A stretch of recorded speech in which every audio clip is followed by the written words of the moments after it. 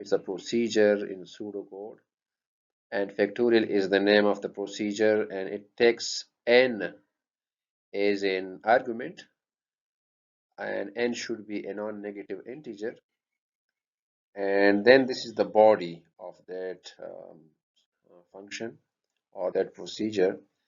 So if n is equal to 0, then we saw that the factorial is 1, right? For because 0 factorial is 1, you know that.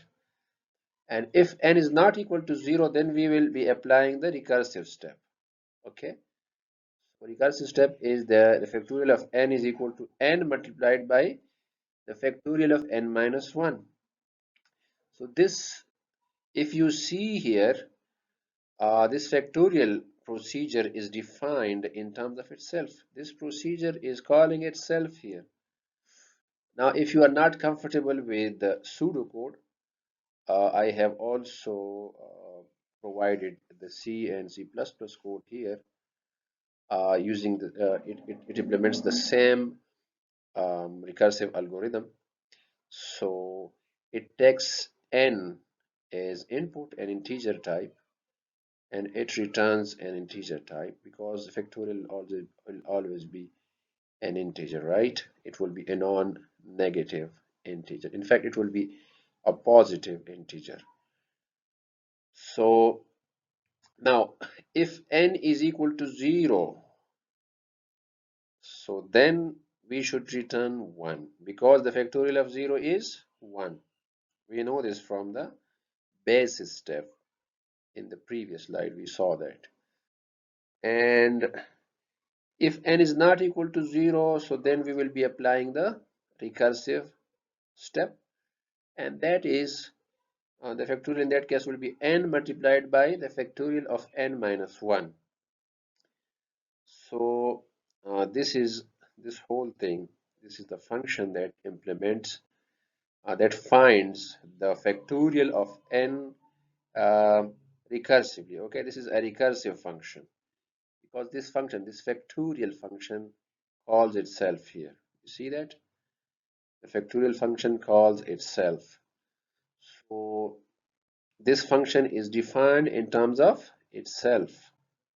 You remember that image example, that image contained the image itself, and that contained the image itself. So the same situation here.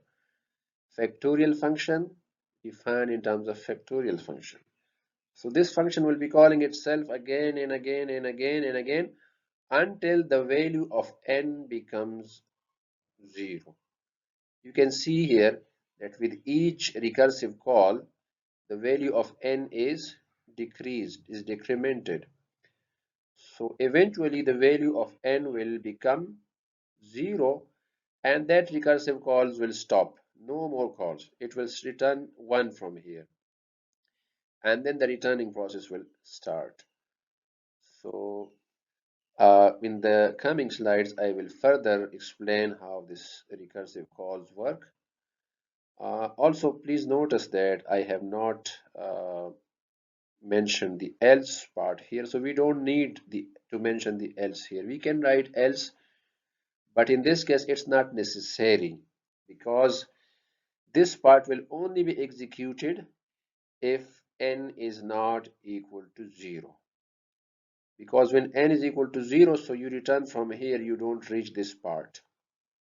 Okay, so let's go to the next slide and see in detail how this algorithm will work. So okay, let's assume that we are calling that function for n equal to 4. So n is equal to 4. So this function that we saw on the previous slide, it is passed the value 4 in the variable n. So n is equal to 4 for this function.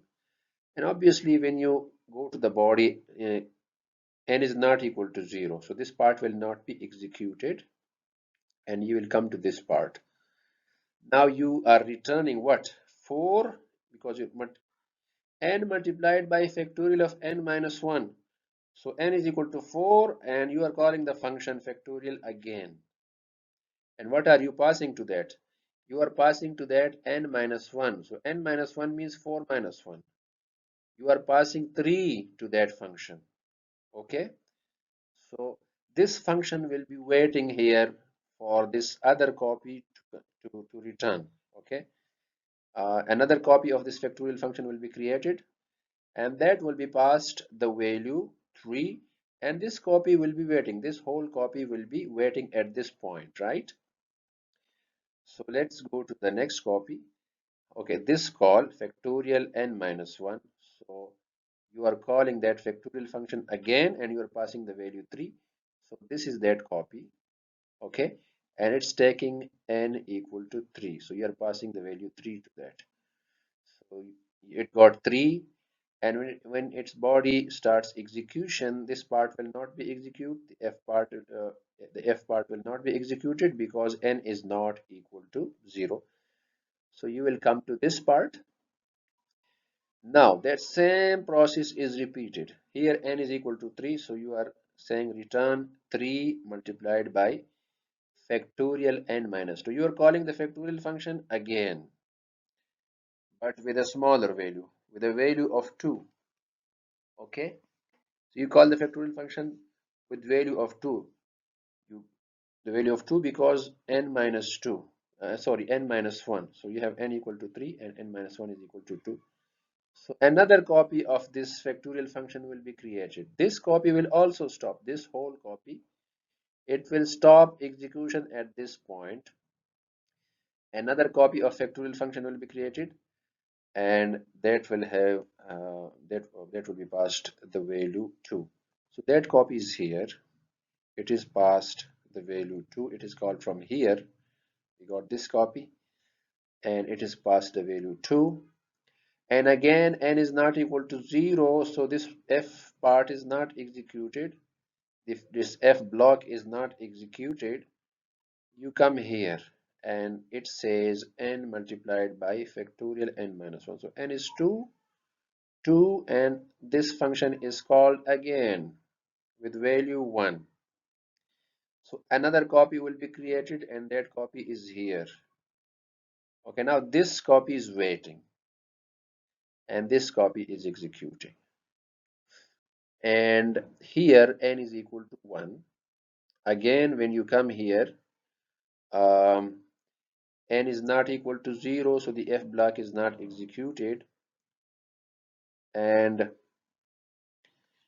you come to this part, and this says n multiplied by the factorial of n minus 1. So again, here you have n1, and this factorial function will be called yet again. Okay, and here you are passing it the value 0.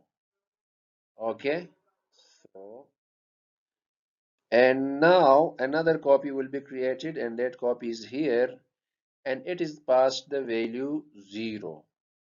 And in this case, this f block will be executed because now n is equal to 0.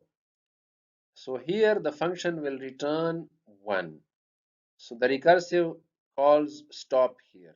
No more recursive calls because we stop here. We return 1 from here. Okay. Now the returning process will continue. And so in the next slide, we will explain how this results in the factorial of 4.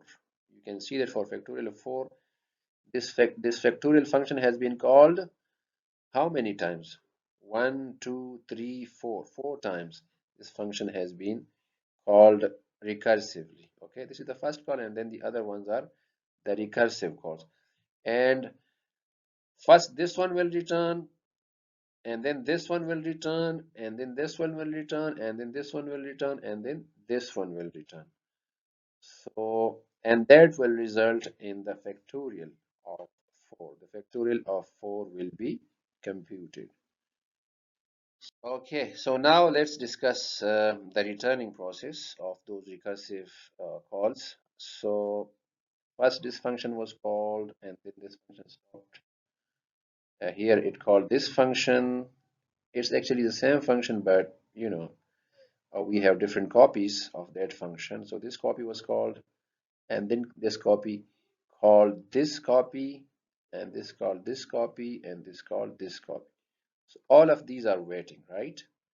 These are just stopped. This one is stopped, has stopped here. This one has stopped here. This one has stopped here. This one has stopped here. And this one is here, and this one will now return. It's on the return statement, and it will return what? 1.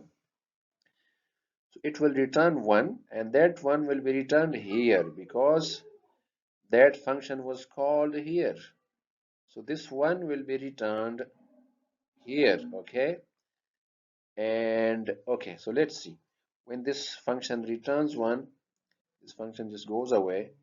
That 1 is returned here. So we have 1 multiplied by 1, which is equal to 1. Now this function will return this 1, right?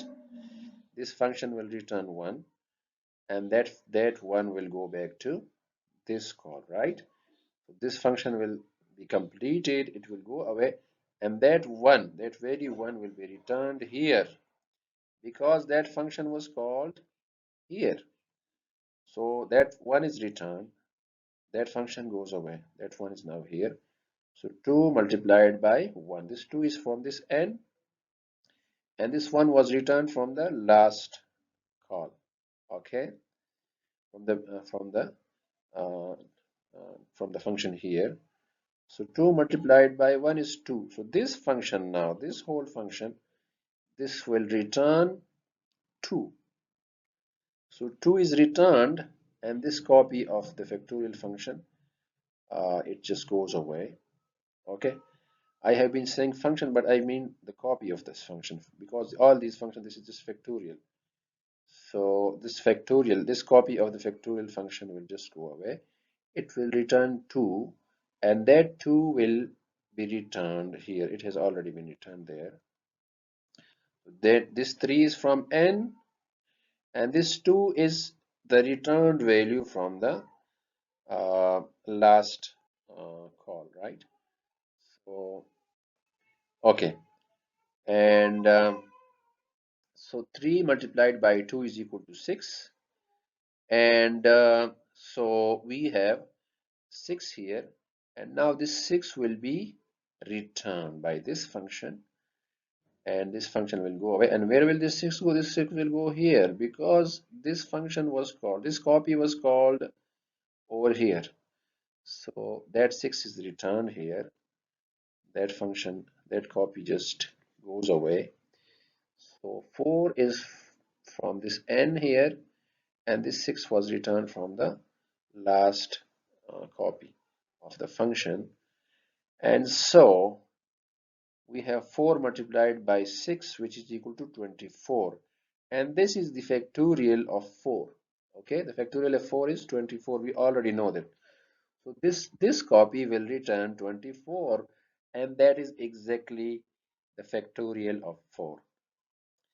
So I hope that now you understand how this recursive algorithm works and how it computes the factorial, how the recursive calls are made, and how the values are then returned.